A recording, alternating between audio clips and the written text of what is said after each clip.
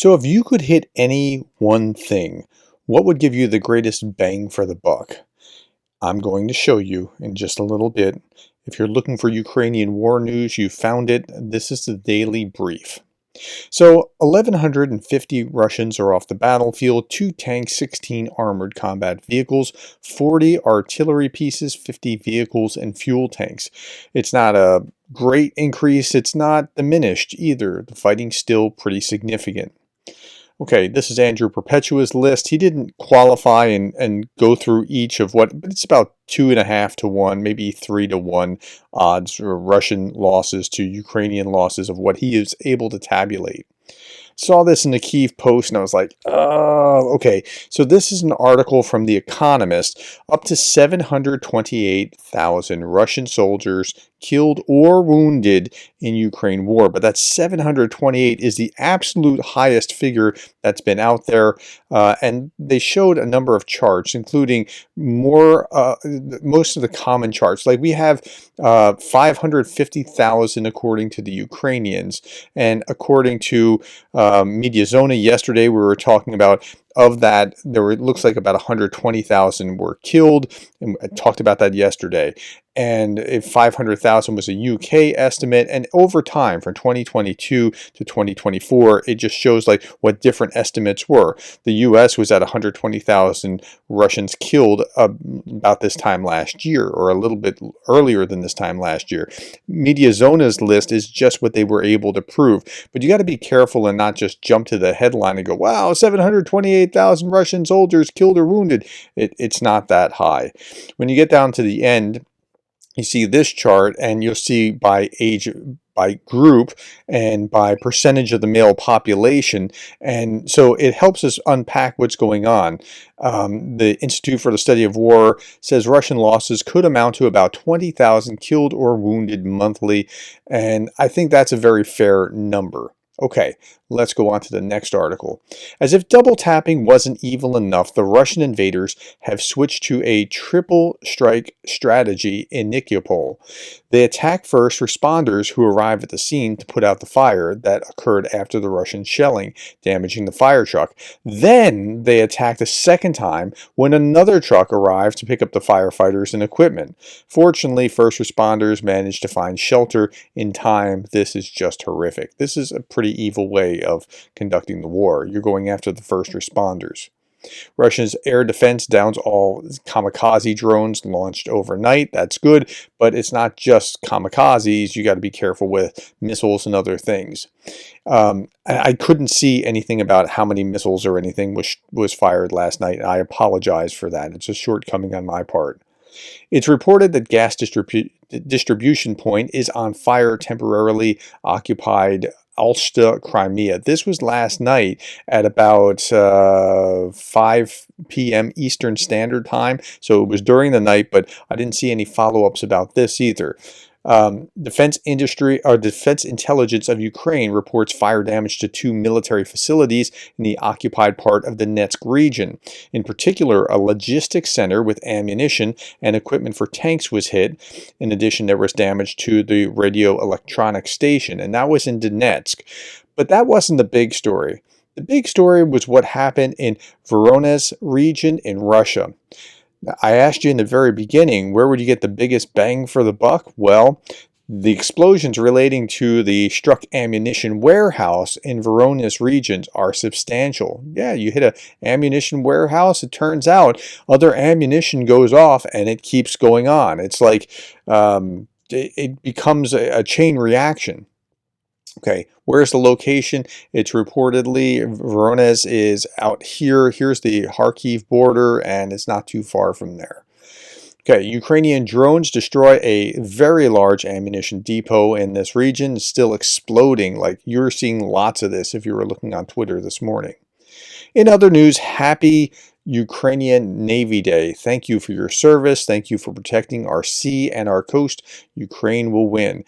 And it's remarkable that Ukraine, with such a small footprint of a navy with these very tiny boats, and mostly what they've been able to attack with were drones.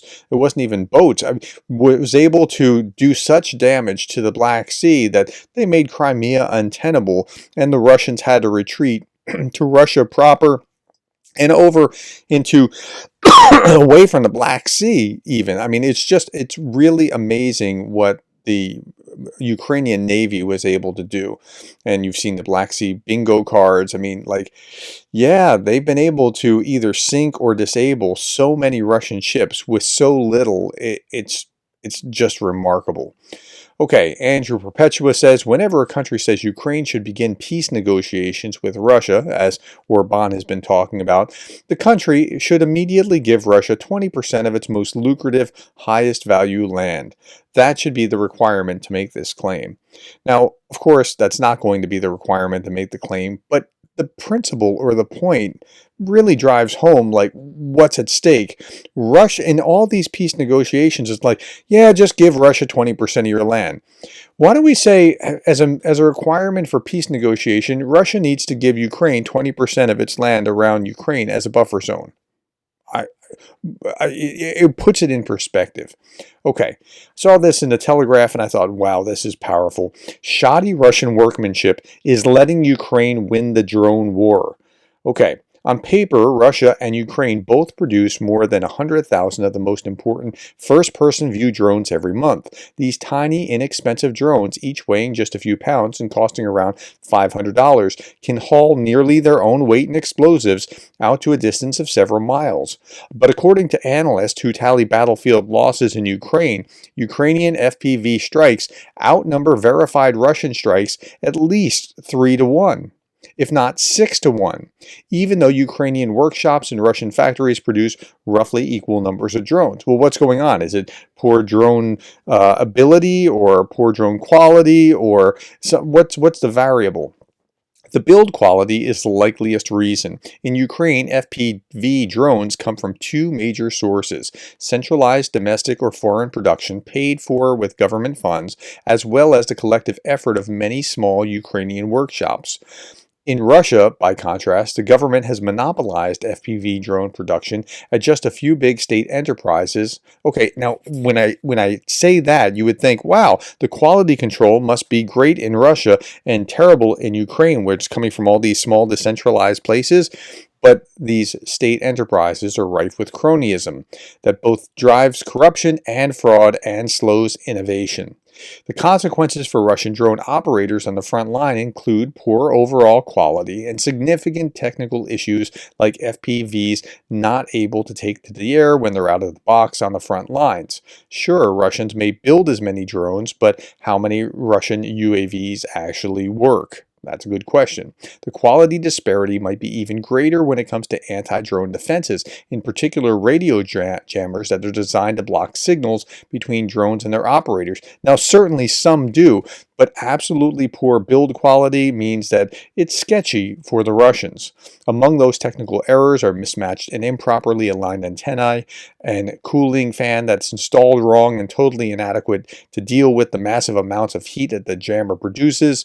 Not only does the $2,400 jammer not function as advertised, it might inspire false confidence among frontline troops. It's even scary to imagine how many people died falsely hoping. This doesn't mean that some of their jammers don't work, that many of their drones don't work. But whatever the percentage is that doesn't has been significant in the war.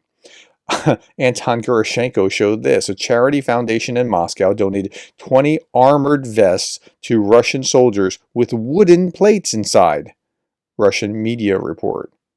That is absolutely mind-boggling crazy, and it's almost like a metaphor alert for what's going on with the cronyism and corruption in Russian production. Wow, I would not feel very good about that. Okay, last little bit. We do understand that it's been almost 2.5 years. We know everyone's tired. We are too. This is United 24. We don't, however, have another choice but to keep going, and we can't do this alone. We truly hope you have it in you to keep standing with Ukraine. Moreover, we believe it.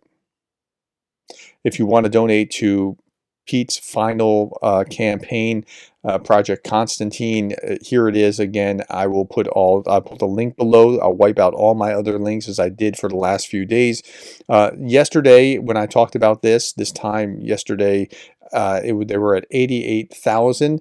And if we refresh right now, they are at 91,000 out of 320,000 as their goal. So if you care to donate to Project Constantine, Pete's funeral was yesterday. If you go to Greg Terry's channel at Greg Terry Experience, you can see much of the funeral and the celebration of life. Okay, I saw this and I thought, oh, an alpaca without wool, that's interesting. Then I thought, wow, that almost looks like a metaphor alert for what the Russian army was supposed to look like and what it actually looked like once it started engaging. Okay, my friends, thank you for your time. Thank you for the likes, the shares, the subscribes, and thank you for being the kind of person that cares about Ukraine.